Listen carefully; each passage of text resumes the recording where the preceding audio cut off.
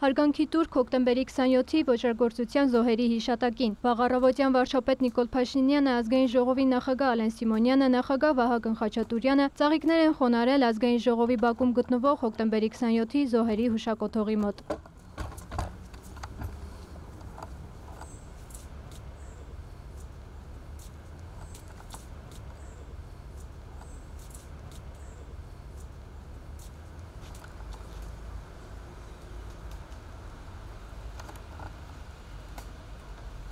«1999 թվականին հենց այս օրը ազգային ժողով կառավարություն հարցուպատասխանն ընդհատվեց կրակահերթերով։ Ահաբեկչության զոհ դարձան վարչապետ Վազգեն Սարգսյանը, ազգային ժողովի նախագահ Կարեն Դեմիրճյանը, փոխնախագահներ Յուրի Բախշյանն ու Ռուբեն Միրոյանը, պատգամավորներ Արմենակ Արմենակյանը, Միքայել Քոթանյանը, Հենրիկ Աբրահամյանը և օպերատիվ կառավարման նախարար Լեոնարդ Պետրոսյանը։ Ահաբեկչությունից 26 տարի անց գործի քննությունը դեռ շարունակվում է։ Ես 3 անգամ հարցաքննվել եմ, բավականին երկար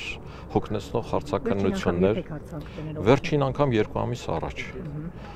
Գնացել եմ կեսօրվա ժամը 2-ին և քննչականից դուրս եմ եկել երեկոյան ժամը 8-ին։ Վազգեն Սարգսյանի եղբոր կարծիքով հոկտեմբերի 27-ի ոճրագործների օժանդակողներին գտնելու առումով խնդիրներ կան։ Գլխավոր ոճրագործը երբեք չի ընդունելու, որ իրեն ուղղորդել են։ Իմ կարծիքով այն մարդիկ, ովքեր համարել են,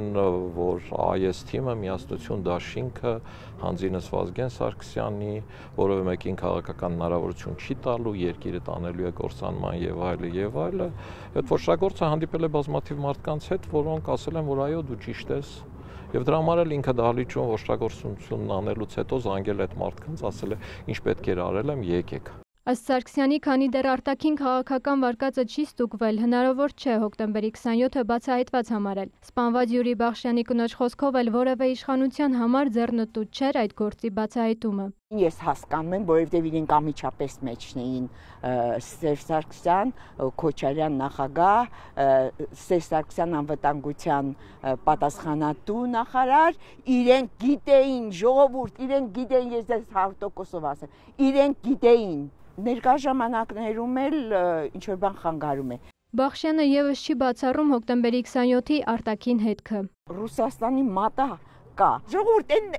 այն լակոտներն ովքեր էին, որ 5 հոգով մտնեին, այսպես ընտրված մարդկանց սպանեին, եթե իրենց չէին կառավարում, իրենք ինչ-որ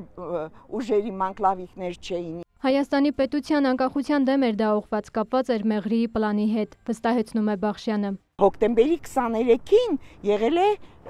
պետանվտանգության նիստ, որտեղ այդ հարցն է դրված եղել Քոչարյանի մոտ եւ շատ լավ գիտենք ինչ է եղել, ոնց են Վազգեն Սարգսյանն ու Կարեն Դեմիրճյանը դուրս շրխկացել եւ դուրս եկել։ Ինչ որ պետության քաղաքական գերտերության կոկորդին նստած ենք եւ շարունակելու ենք նստել, կարծում է նա։ Նոր հոկտեմբերի 27-ի վտանգ կա հարցին պատասխանելով նշեց, նման վտանգ տեսնում է։ Ինչ կլիներ, եթե հոկտեմբերի 27 չլիներ։ Շատ լավ կլիներ, եթե չլիներ։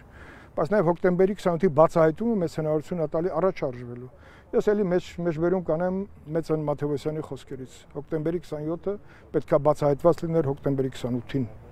Այ մենք դա չկարողացանք, որտեղ բազմաթիվ խնդիրներ կան իրավական համակարգում։ Ըստ Քոչարյանի հոկտեմբերի 27-ի գործով անհրաժեշտ է մանրակրկիտ քննություն։ Քննության ընթացքում պարզվեց ազգային անվտանգության ծառայության որոշ դրվագներ, որը վարում էր քննիչներից մեկը, եւ այդ քննիչի նկատմամբ Աղվան Հովսեփյանը քրեական գործ հարուցեց։ Քննիչը, երբ որ մոտեցավ անվտանգության մարմիններում, հատկապես Ալիկ Հարությունյանին հոգեմետ դեղ տալու գիշերվա դրվագին, այդտեղ սկսվեց այ խառնաշփոթ։ Ուզում ասեմ, բանը հոկտեմբերի 28-ի բացահայտման համար բոլոր պայմանները այսօր էլ առկա են։ Շատերը մահացան անհասկանալի, ուրեմն բանով Բժիշկը, Մովսեսյանը եւ էլի էլեկտրահարվեց, քերին կախվեց։ Անդրանիկ Քոչարյանի խոսքով արձանագրված է, որ հոկտեմբերի 27-ի բացահայտման համար բոլոր հիմքերը կան եւ դրանք շուտ թե ուշ իրենց արդյունքը տալու են։ Այլապես ըստ նրա նման ոճրագործությունները կարող են կրկնվել։ Մերի Խաչատրյան, Հովհաննես Քյոսեյան, լուրեր։